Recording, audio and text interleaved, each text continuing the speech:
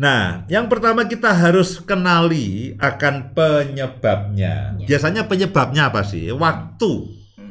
Dengan berlalunya waktu, biasanya lalu menjadi bosan, menjadi terbiasa. Ada hukum yang disebut hukum penurunan mutu. Nah, kemudian juga kebiasaan masing-masing di antara anggota keluarga. Ya, kalau Bu Indah punya kebiasaan, saya punya kebiasaan, lalu masing-masing membiasakan diri dengan kebiasaannya masing-masing, lama-lama lalu akan terpisah. Nah, kita harus membangun kebiasaan yang sama. Ya, membangun kebiasaan yang sama. Dia suka makan sore, saya suka makan malam. Oke, kalau begitu malam sore menjelang malam lah. Ya, harus ada kompromi. Kita harus semakin banyak kebiasaan yang bersama-sama. Ya. Harus ada kompromi di dalam menentukan itu. Kalau tidak, lalu anggota keluarga kita biarkan mereka menikmati kebiasaannya masing-masing. Mas Anton suka makan di luar, lalu terbiasa makan di luar. Mbak Mira suka makan di rumah, lalu makan di rumah. Nah, itu kalau kita biarkan. Ya, Mas Anton lalu sukanya makan di luar, lalu akan terpisah, tidak bisa makan bersama. Nah, harus diambil jalan kompromi. Oke, sesekali Mbak Mira menemani Mas Anton makan di luar, lain kali Mas Anton menemani Mbak Mira masak. Ya, meskipun belum tentu masakannya enak. Nah, tapi demi istri ya dimakan lah. Ya, itu kemudian. Penyebab yang lain adalah konflik, seperti yang tadi saya sudah sampaikan. Nah, lalu bagaimana ya menyegarkan kembali? Yang pertama, kenali penyebabnya. Dan kenali penyebabnya berarti kita harus mengevaluasi dan mengatasinya.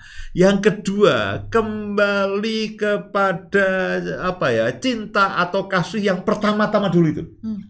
Yang dulu yang kita pernah, aduh aku jatuh cinta kepada kamu.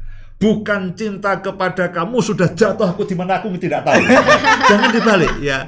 Jatuh cinta kepada kamu, bukan cinta kepada kamu, aku tidak tahu jatuhnya di mana. Nah, kita harus kembali kepada perasaan jatuh cinta yang berbunga-bunga. Ya tentulah ya saya sadar bahwa istri kita tidak semudah dahulu. Aku sudah tahu. Sekarang sudah tua. Ya pasti. Istri atau suami kita tidak semudah dulu, itu pasti. Lupa sekarang sudah berubah ya pasti. Kalau tidak berubah namanya patung. Itu tidak berubah. Nah, jadi kembalilah kepada cinta atau kasih yang pertama dulu. Kemudian yang berikutnya yang tidak kalah pentingnya begini, beberapa kali saya katakan begini, kembali ke kompas kehidupan kita, arah utara daripada kompas kehidupan rumah tangga kita. Yaitu apa? Arah utaranya itu apa? Oke, jadi yang pertama begini, suami atau istri kita. Ini arah utara daripada kompas, ya, daripada kompas. Suami atau istri kita itu adalah orang yang paling kita cintai. Dan haruslah menjadi pribadi yang layak mendapatkan segala-galanya dari hidup kita. Nah, itulah arah utara dari kompas kehidupan rumah tangga kita. Tidak boleh ada yang lainnya. Tidak boleh ada yang lainnya. Istri atau suami itu adalah pribadi yang layak mendapatkan segala-galanya dalam kehidupan kita. Bukan teman hobi, bukan hobi kita, bukan orang lain. Istri atau suami kita, itulah yang harus menjadi prioritas utama dalam kehidupan kita. Lalu yang kedua adalah anak-anak kita. Kalau kita sudah punya anak, itu juga harus menjadi pusat perhatian, bukan yang lainnya.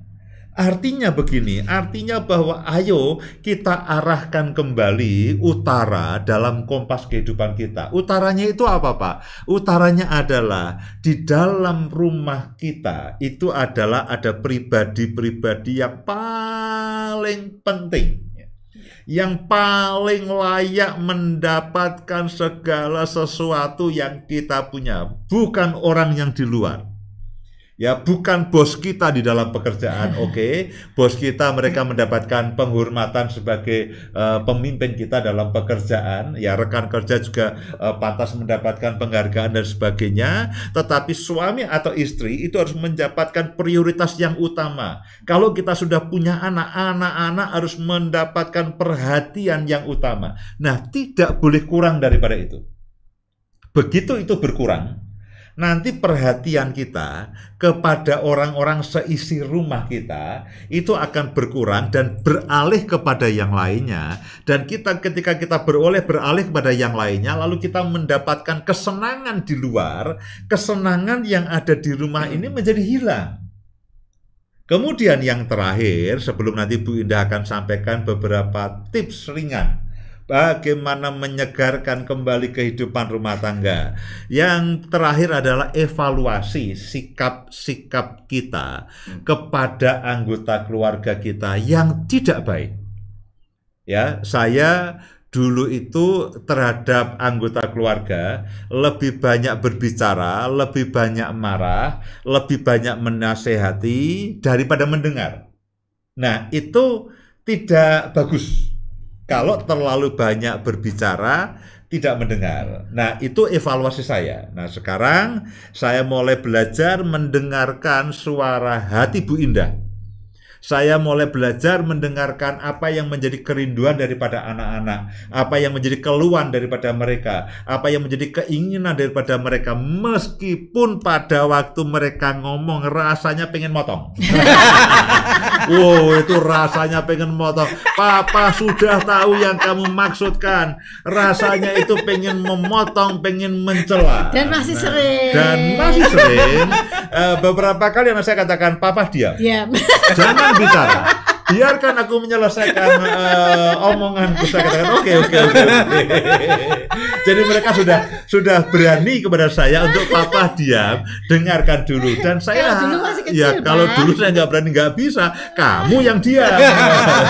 Tapi saya mulai belajar bahwa anak kan sudah besar, sudah remaja, bahkan sudah pemuda. Kita harus mulai belajar mendengar aspirasi mereka, mendengar apa yang ada di dalam jiwa mereka. Kalau tidak, mereka akan mencari orang luar untuk mendengar dan memahami mereka.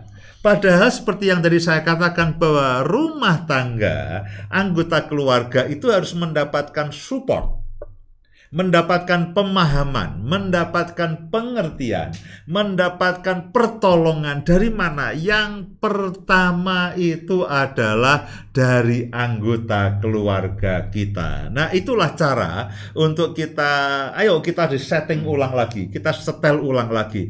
Perhatikan ya, bagaimana sikap-sikap kita yang tidak menyenangkan, tidak produktif, dan tidak baik bagi anggota keluarga kita, dievaluasi lalu diperbaiki.